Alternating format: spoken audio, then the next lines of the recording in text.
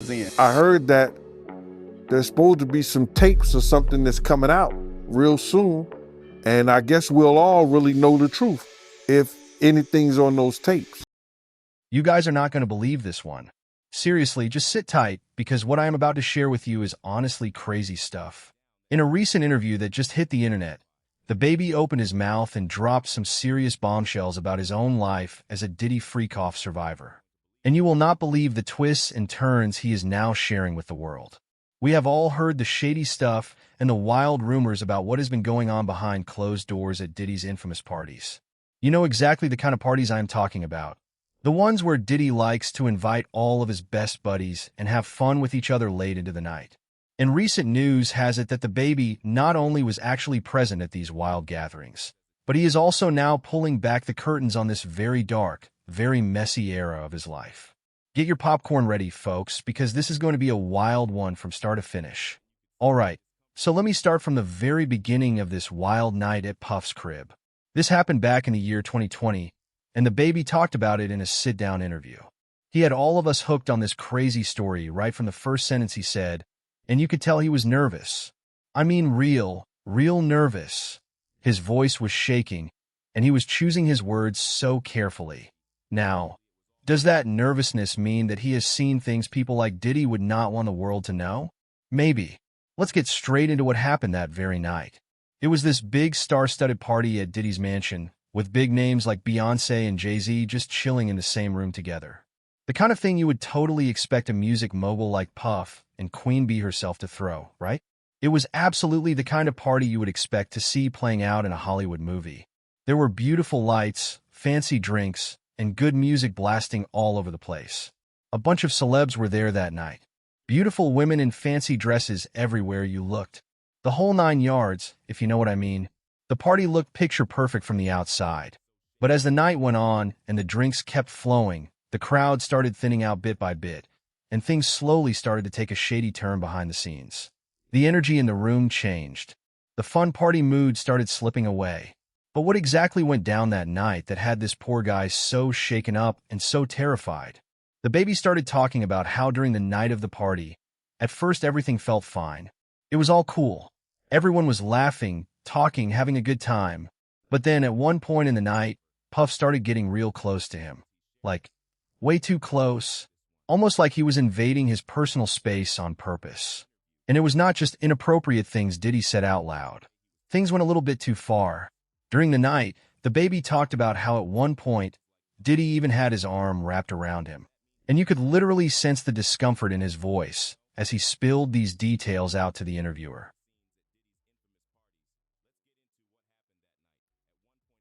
Diddy had put everybody else out the crib, like the influx of people he had put him out. But he had took a liking to me in particular around the time, man. It was really, you know what I mean, like putting his arm around me. Right. Now just imagine for a single second. Imagine being at a fancy party with big names like Beyonce and Jay-Z in the same building as you. Everything looks fun. Then suddenly things start getting a little too close for comfort. If I were an up-and-coming artist just trying to make it in the music game, it would be so hard for me to even make sense of the situation I was walking into. And that is exactly what DaBaby was going through as well. He was just trying to enjoy the party, but the awkwardness kept creeping in, especially with all of the crazy allegations coming out about Diddy's behavior towards young artists that he shows a liking for. We all know what happened to Cassie and her messy relationship with Diddy, especially the lawsuit she filed about the horrible things she went through. Her story shook the entire music world. DaBaby said it was like the whole vibe in the room went from party mode to that hush-hush, wait, what is happening here right now? Feeling with nothing but a small handful of people left. He then revealed that the party at first had a ton of people in attendance.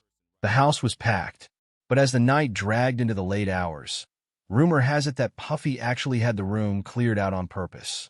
He asked most of the guests to leave. Only a few hand-picked people were allowed to stay, and some of those people just so happened to include huge names in music like Jay-Z and Beyonce. What happened next behind those closed doors has yet to be fully revealed. But judging from DaBaby's shaky voice, it could not have been anything good. Fans felt really bad for him after that interview clip started making the rounds online. One person even wrote, "Damn," and DaBaby just admitted Diddy got him at one of his parties. Another fan added, Diddy had DaBaby right where he wanted him. Now, here's the thing. This whole Puffy getting a little too cozy with DaBaby does not exactly come as a total shocker to some of us who have been following the music scene closely for years. He has got a track record when it comes to getting up close and personal with up-and-coming artists. Over the years, Diddy has played the role of being a mentor to many artists that are now extremely successful.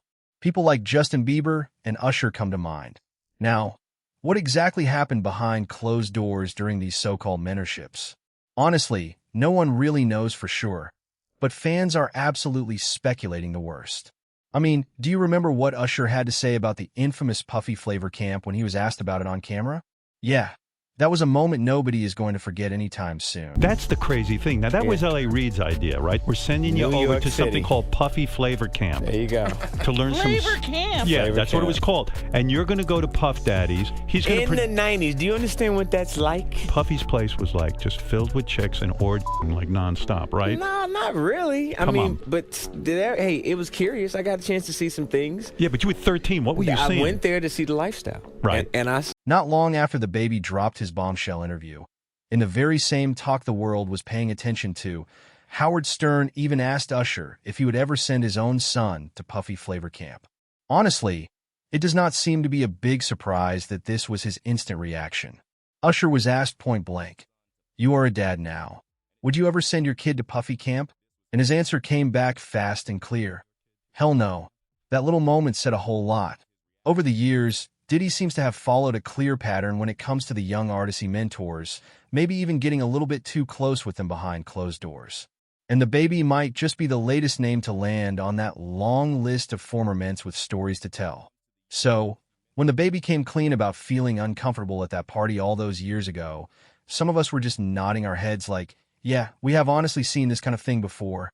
Sean Combs has a track record that is hard to ignore, and DaBaby's got a story that fits right into that same old narrative. The question everybody is now asking is simple, but kind of disturbing. What is the deal with Puff's personal space boundaries? Is it just his weird way of bonding with new artists? Or is there honestly way more to this whole story than what we are seeing on the surface? That is the question that keeps coming up over and over again. And here is something important to keep in mind. This is not the first time someone has come forward and shared a story about Diddy exploiting and invading their personal space. There is also Young Miami, who went through something kind of similar to what DaBaby described. Ever since these wild accusations started flying at Diddy from every direction, it has been a whole drama fest involving just about everyone in his close crew, including Young Miami herself. For those of you who might not know, Young used to be one of Puff's well-known romantic partners. She was dating him for a long stretch of time. Now, apparently, there is talk going around that Miami is catching some serious cancellation vibes right alongside Diddy. But honestly, when you break it down, it is not that surprising when you think about Puff's big shot status in the entertainment industry. Miami's reputation is kind of linked directly to him, so when his name gets dragged through the mud, hers goes right along with it by default. Some people out there even think that if Young Miami is caught up in any kind of shady stuff, chances are that the root of all of it goes right back to Diddy one way or another. It is like there is a trail that keeps leading back to him. With P. Daddy taking a major hit to his image, it looks like Young Miami is feeling the burn from all of this just as intensely, maybe even more than he is. But here is the real kicker. We actually got a little glimpse of Call's reaction to Young Miami during all of this chaos. And she apparently did something on camera that is going to stick with him forever. There is even some leaked footage floating around online that shows exactly what happened. Let me spill all of the details for you. But first, I want to introduce you to Gina Huynh, who is a model that used to date Puff back in the day. She also allegedly faced way worse things than what DaBaby went through at that mansion party. Her story is going to leave you shook. I am warning you ahead of time. You have probably heard about Cassie filing that big lawsuit against Diddy by now. But did you know she was not the only one of his ex-girlfriends facing the ugly repercussions of dating Diddy over the years? He has another ex, a woman named Gina Huynh, who is claiming some really wild things that she went through during her 5-year relationship with Puff. In a recent interview that has been resurfacing online, with footage dating all the way back to 2019, she talked about allegedly facing serious violence during her 5-year relationship with him. Gina, who reportedly dated the music mogul at the same time he was in that on and off period with Cassie, claimed that he went all out in one disturbing encounter that left her badly hurt. According to her claims, he allegedly severely injured her in an encounter that left her with serious damages to her head, to her stomach, and to her chest area. Another rough moment came when he caught her texting another man while she was down in Miami, and that is when the situation got really, really crazy. Let me set the whole scene for you. They were upstairs inside a walk-in closet in the house, and according to her retelling, he pushed her hard to the ground. Then she claims that he stood over her, angrily punching the side of her head over and over again. She said she was just trying to cover her face with her hands. As he was doing that, Gina kept talking and spilled more sad details, claiming that he compared her to Cassie during the fight, calling her the bad one and calling Cassie the good one. She even said that everyone in Sean Combs' close circle allowed these alleged altercations to happen over and over again, and nobody stepped in to stop it. Not one single person. In a surprising turn of events, Gina went on to spill the beans that when she became pregnant with Diddy's child, things got even more complicated than before. He offered me $50,000 to get rid of it, but I turned it down because I just loved him, and I was like trying to prove that I wasn't the girl that wanted him for money. Okay. I just care about him, and I just wanted him to be nice to me. Gina then disclosed something that nobody knew about, and that was the fact that she had a second abortion that came from their toxic relationship together. And this crazy bombshell interview is causing quite a massive stir, especially right after Cassie accused Sean Combs of SA and are in a brand new lawsuit that shook the entire industry. As of right now, he has not publicly addressed Gina's wild claims at all, and it honestly seems like he probably never will. There is really not much he can say in his own defense without making things worse, so he will most likely let his team of high-priced lawyers handle the situation quietly behind the scenes. She even said once that nobody stepped in for her when things got bad. Not one single person, and that is honestly sad to hear out loud. It paints a picture of a lonely situation nobody should ever have to go through. He was like mentally, emotionally, and physically abusing me. He would always compare me to Cassie and tell me that I'm the bad one and she's the good one. Everyone else just kind of just allowed it to happen and just like looked the other way. Now, you remember how I said earlier that there was a connection between Young Miami and Gina? Well, let me catch you up because things took a really shady turn for Young Miami when rumors started floating around that she and Diddy were collaborating together to cause trouble for Gina. Miami spilled the tea when she was asked about it, and she revealed that he went from being cool and chill for the first 3.5 years of their relationship to suddenly turning into a downright mean and ugly guy behind closed doors. So, while allegedly Miami was in the relationship with him, she then realized over time that he had completely brainwashed her into thinking a certain way. The manipulation was real and constant. Some people even suggest that he purposely included her and convinced her to be a part of all these dirty things so that if he ever got caught doing something shady, she would be just as effed as him, dragging her down with him. That is a crazy thought, but that is what some insiders are now saying out loud. Now, fresh reports suggest that Miami has finally had enough of all of that drama and manipulation. She has had enough of Puff controlling her narrative in the media and pulling her down into the mud along with him. She is done with all of it, and she is making moves now to separate herself from his mess.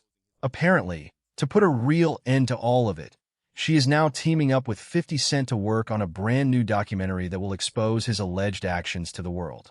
50 Cent's production company has officially confirmed that they are actively working on a doc about the serious allegations against Combs, adding yet another layer to this crazy unfolding saga. After all of this drama has come out, people all over the world have had enough of Diddy's behavior. Many are saying out loud, "This man is a monster. Why is he not locked up right now? What kind of world are we living in to allow this kind of blatant behavior to keep going on for years unchecked?" But that is definitely not the end of all of this chaos. Oh no, not even close to it. There is so much more to come. Diddy is facing some serious heat right now, and it is coming at him from multiple directions at once. Not just from the 4 women who are currently suing him for SA, but there is also this whole other crazy drama on top of that. Back in 2018, a former male escort named Jonathan AI spilled the beans in a police video that has since been making its rounds online, and he claimed he was basically a captive for Puff and his ex-girlfriend Cassie Ventura. Wild, right? AI dropped some major bombshell allegations during that police interrogation, saying that he actually had a thing with Combs and Cassie around 15 different times, and supposedly there are actual videotapes of those wild encounters out there somewhere. Even Diddy's ex-bodyguard, a guy named Gene Deal, decided to comment on the wild situation and add his own thoughts to the conversation. That added more fuel to the fire, no doubt. I heard that there's supposed to be some tapes or something that's coming out real soon, and I guess we'll all really know the truth if anything's on those tapes. But honestly, right now nobody really knows what happened to Jonathan AI after all of that chaos. Some people out there are saying that he might have actually passed away at some point, but there is no solid information to back that up. It is just a rumor floating around on the internet without any real evidence. Fast forward to today's news, with Cassie and others accusing Diddy of violent assault, and it definitely looks like Jonathan's wild claims from 2018 are getting a fresh second look from a lot of people. This whole story is not just some recent gossip either. Jonathan actually talked about all of this crazy stuff way back in 2018, a long time before Combs' current legal troubles hit the headlines. He talked openly about getting involved in some shady stuff with Diddy's crew back then, even going as far as blaming Puffy for completely messing up his regular escorting gig that he was running at the time. In that wild interrogation video that resurfaced, Jonathan revealed just how totally messed up his life got after getting tangled up with Diddy and Cassie in that dark world. He ended up breaking into a random hotel at one point, had a real showdown with cops inside the building, and got shot in the leg during the chaos that followed. After that whole scary situation finally calmed down, he spilled everything he knew to the cops. He talked about the drugs, the intimate acts he was forced into, and even STDs that came along with that whole dangerous lifestyle. When he tried to bail out of the situation and walk away clean, Puff apparently forced him into some kind of shady settlement deal, probably to keep things hush-hush. But that did not stop Diddy's high-priced lawyers from coming after him anyway, which made Jonathan feel like he was being actively hunted by Puff's team of legal sharks. And it is not just about the intimate stuff either that Jonathan talked about. Jonathan also claimed during that same interview that P. Diddy and Rick Ross are both gay. He even brought up some seriously wild stuff about the Illuminati and some seriously dark rituals that he says he personally witnessed while being around them. That is the kind of stuff that gets people talking for weeks on end. Now, people are torn on whether or not to actually believe Jonathan. Some seriously doubt Jonathan's story because of his known mental health struggles over the years, and they think his mind might have been playing tricks on him. But others think he might actually be on to something big, and that he was telling the truth about what he saw. Back in 2018, the authorities did not really take Jonathan too seriously when he first came forward with all of this wild information. They kind of brushed him off. But now, with all of the recent accusations coming out against Diddy from several different directions, folks are starting to wonder if the law enforcement folks made a mistake by ignoring him way back then. There are even creepy rumors floating around the internet that Jonathan might not actually still be around anymore, and those rumors are fueling suspicions in some circles that maybe Combs somehow silenced him before he could share more of the truth with the rest of the world. And then, of course, all of us know exactly what went down with poor Cassie. She went through absolute hell behind the scenes. Cassie took legal action against Diddy in a New York federal court on Thursday, November 16th, alleging that the music executive SA and RD her multiple times over the course of their long relationship together. Shockingly, she even claimed there was one horrible incident where she was basically coerced into having intimate relations with male workers while Diddy just watched the whole thing play out. In her lawsuit, the Me and You singer stated that Diddy was prone to uncontrollable rage attacks and frequently subjected her to severe beatings that left her with bruises and lasting trauma that she still deals with today. Diddy's high-powered lawyer, a man named Ben Brafman, refuted all of these serious allegations in an official public statement, asserting that Cassie had been seeking money from the Bad Boy Records founder and trying to get a huge payday out of all of this drama. Brafman stated, Mr. Combs vehemently denies these offensive and outrageous allegations. For the past 6 months, Mr. Combs has been subjected to Ms. Ventura's persistent demand of $30 million under the threat of writing a damaging book about their relationship, which was unequivocally rejected as blatant blackmail. That was the official word from Diddy's legal team in response to all of this serious mess. Cassie's own attorney, a man named Douglas Wigdor, responded right back by revealing that Cassie and Diddy actually had a sit-down conversation before the lawsuit was ever filed in court. According to Wigdor, the Last Night musician allegedly tried to silence Cassie by offering her a huge amount of money, an 8-figure sum worth, to basically prevent her from ever taking legal action against him in any court. However, Cassie flat out rejected his attempts to buy her silence and decided to move forward with the lawsuit anyway, no matter how scary it was. That took real courage on her part, a brand new development that keeps adding more layers to this already complicated story. Diddy is reportedly under active investigation by the NYPD right now as we speak. Cassie and Diddy had an on and off romantic relationship until 2018, when they eventually separated for good. She has since moved on with her life and married a fitness trainer named Alex Fine, and the happy couple now have 2 beautiful daughters together that they are raising in a much better environment. The lawsuit lays out some pretty disturbing stuff about Diddy's behavior over the years, accusing him of serious violent crimes like SA&R, and also forcing Cassie to do some really uncomfortable stuff with male workers behind closed doors for several years. Cassie paints a heartbreaking picture of Diddy as not just the big-shot executive at her record label who signed her up, but also as someone she genuinely thought was going to be a protector figure in her life and career. She thought he had her back through thick and thin, only to end up trapped in this messed up, totally unequal, and violent relationship that she could not easily get out of no matter how hard she tried.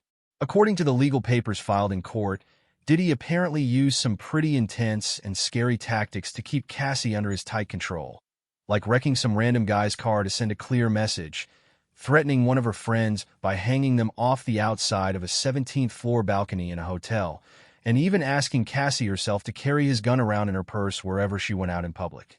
That is the kind of control that is honestly terrifying to read about in the court documents. And get this important detail, Cassie never even went to the cops during all of this abuse because she was scared of what Diddy would do to her if she spoke up about anything. She was scared it would just give him another reason to hurt her or her family members. And that fear kept her silent for over a decade of her life. Diddy, of course, denies everything and says none of it ever happened on his watch. The lawsuit goes on to say, Cassie, Miss Cassandra Ventura, was held down by Mr. Combs and endured over a decade of his violent behavior and disturbed demands. For Miss Ventura, the dark times were those she spent trapped by Mr. Combs in a cycle of violence and essay. That is a direct quote from the actual court papers that were filed with the judge. According to the court papers, Diddy first showed interest in Cassie all the way back in 2006 when his personal makeup artist spilled the beans to him about her, basically pulling her into his wild, high-flying celebrity lifestyle before she even knew what she was getting herself into with this powerful man. Once they eventually got into a romantic relationship together, Diddy and his tight inner circle of people supposedly had a death grip on every single aspect of Cassie's life from that point on. They controlled her schedule, her music releases, her money, her image in the media, basically everything she did from morning to night for years on end. According to the lawsuit, even though the people closest to the Bad Boy records found her personally witnessed physical harm being done to Cassie on multiple occasions right in front of their own eyes, they still chose to turn a blind eye and pretend like nothing bad was happening right in front of them. The court documents state beatings were witnessed by Mr. Combs' staff and employees, but no one dared to speak up against their frightening and ferocious boss. Cassie, fearing severe retaliation from him and his crew, refrained from going to the police about any of it for years. She felt totally alone with nobody on her side. In a particularly harrowing and unforgettable incident that took place back in 2009, Diddy allegedly kicked her over and over again and also had his own staff hide her inside a hotel room so nobody could find her or come help her escape. The filing claims that every single time she tried to escape from him and run away, Diddy's extensive network of people around him always managed to find her again somehow.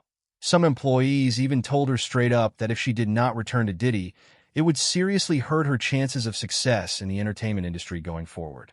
That kind of career-ending threat is what kept her stuck in the cycle for so long. What you gotta say now? What you gotta say now? You ain't got shit to say. when you put your girl on the snap, baby, yo, babe. I mean, shit getting weird. Come on, baby. It's hot outside. You wrapped up in that blanket. Let's go jog on the beach. The lawsuit also goes on to highlight something that will send a chill straight down your spine. It lays bare, in cold, clinical detail, the heavy toll that all of this abuse took on Cassie's mental health during her long, exhausting relationship with Diddy. We're not talking about a rough patch here and there. We're talking about years of slow destruction. The filing describes memory loss that crept in and refused to leave. Memory loss that came from the excessive substance use that she was leaning on more and more just to numb the brutal pain she was living with on a daily basis. It was not a choice. It was survival. And then, even darker, the documents reference scary thoughts of self-harm that Cassie battled quietly, silently, on her own, deep into the night, without uttering a single word about it to anyone close to her. Not her family, not her friends, not even the people she trusted most in the world. She carried that weight like a hidden scar that nobody could see. But here is the part that will truly make your blood run cold. Shockingly, the court papers mentioned an extremely specific, deeply unsettling, and flat-out creepy instance where MRI scan results from her own brain were sent directly to Diddy. Not to her, not to her doctors, to him, before she even had a chance to see them herself, before any medical professional could sit her down and explain what was happening inside her own head. Diddy already had his hands on the most private information a person can have. That level of control, that level of invasion into someone's medical privacy is honestly alarming. It is the kind of detail that makes you stop and ask, how did nobody see this sooner? How did this man get away with this for so many years under the bright lights of fame and fortune? And just when you think the revelations cannot get any darker, they do. In other shocking claims that surfaced within the very same lawsuit, Cassie alleged that Diddy personally, deliberately, and repeatedly coerced her into participating in what he publicly referred to as freak-offs. Cassie, in a constant, exhausting, heartbreaking attempt to just cope with all of the trauma she was dealing with at home behind closed doors, started abusing substances and drinking alcohol on a regular basis in hopes of handling the awful situation a little bit better from one day to the next. She was not partying. She was not having fun. She was drowning. She was trying to keep her head above water in an ocean that kept rising higher and higher. This intense, relentless substance abuse, which she had turned to as a last resort to survive the relationship, eventually led to a real, full-blown addiction for Cassie, an addiction that she is still working through to this very day with the help of professional treatment and a strong support system around her. It was her way of escaping the mental pain when nothing else worked for her anymore, when every other door had been slammed shut in her face, when there was simply nowhere else to turn. And then, just when you think the story cannot possibly hold any more weight, the lawsuit drops another truly startling claim that hits like a bomb in the middle of the night. According to the filing, Diddy, in an act of pure, calculated, cold-blooded retaliation for Kid Cudie's brief relationship with Cassie back in 2012, allegedly blew up the rapper's car in a fiery explosion outside of his own home. Imagine waking up to that. Imagine walking out of your front door and seeing your car up in flames in your own driveway, knowing full well who was behind it and why. The filing stated that Diddy had previously openly expressed his intention to target Kid Cudi, basically telegraphing his rage to the people around him. And right around that very same time, the suit notes Kid Cudi's car actually exploded in his own driveway while he was away from the house doing something else entirely. The timing is not a coincidence. The pattern is not a coincidence. Nothing about this story is a coincidence.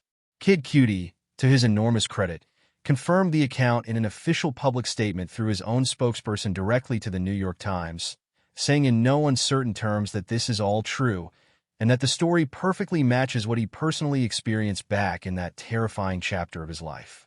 He validated it. He put his name on it.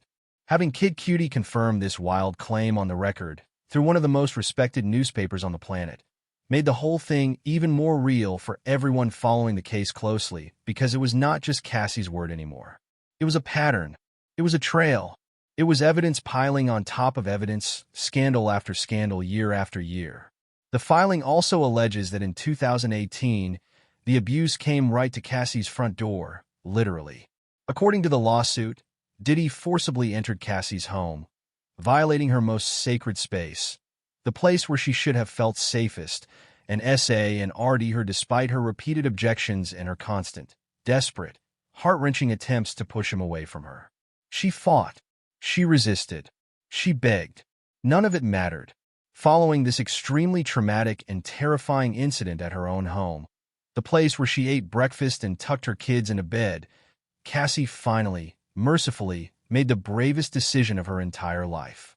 She decided to end her messed up, painful, dangerous relationship with Diddy once and for all. And she did not stop there. She also completely severed ties with the Bad Boy record label back in 2019, walking away from the music empire that had both made her famous and held her captive. She was finally, truly, completely done with all of the abuse, the manipulation, the control, the horror for once and for all. And here is the part that should make every single person on this planet angry enough to scream at their screens. This disgusting, ever-growing list of shady, sinister, gut-wrenching things that he has pulled on people over the years does not even end with Cassie's story alone. Oh no, there is even ongoing talk out there, whispers that have been growing louder by the day, of Combs being connected to Tupac's death, one of the most iconic and tragic losses in music history, and even ordering hits on artists that were on his very own record label at the time. His own artists. His own family. But here is the real kicker, the question that keeps everybody up at night, for everyone watching all of this drama unfold on their screens in real time. Puppy, as he is affectionately known by some, has got serious connections in the industry that go way, way back to the very beginning of his reign in hip-hop. He has lawyers. He has money. He has allies. He has pockets of influence that stretch into boardrooms and courtrooms and newsrooms across the country. So who honestly knows if he will ever have to face any real consequences for any of this stuff that has been alleged against him? Who honestly knows if justice will ever be served? The whole situation is honestly a real-life roller coaster that keeps twisting and turning in ways nobody saw coming at the start of it all. And folks all over the world are calling for a serious, deep, no stone unturned investigation into his past dealings with everyone around him, with many wondering out loud if DaBaby, the artist who first opened this can of worms, is just another one of his many victims across the years, another name on a list that nobody knows the true length of. Only time will tell what the courts decide in the end. Only time will tell if the truth finally wins out. So, what do you think about all of this wild, terrifying, heartbreaking story I just shared with you? Drop your honest thoughts down below in the comment section and let us know how you feel about everything I just talked about in this video. If you like this video and want to see more content like this, click the subscribe button right now and hit that little bell icon to be the very first person to see my next video when it drops at any moment. I post updates like this every single week where I uncover the secrets of your favorite celebrities and break down all of the latest drama happening in Hollywood and the music scene in real time. You will not want to miss what I have planned to drop next on this channel. Thanks for sticking with me all the way to the end, and I will catch you on the next one real soon, my friends.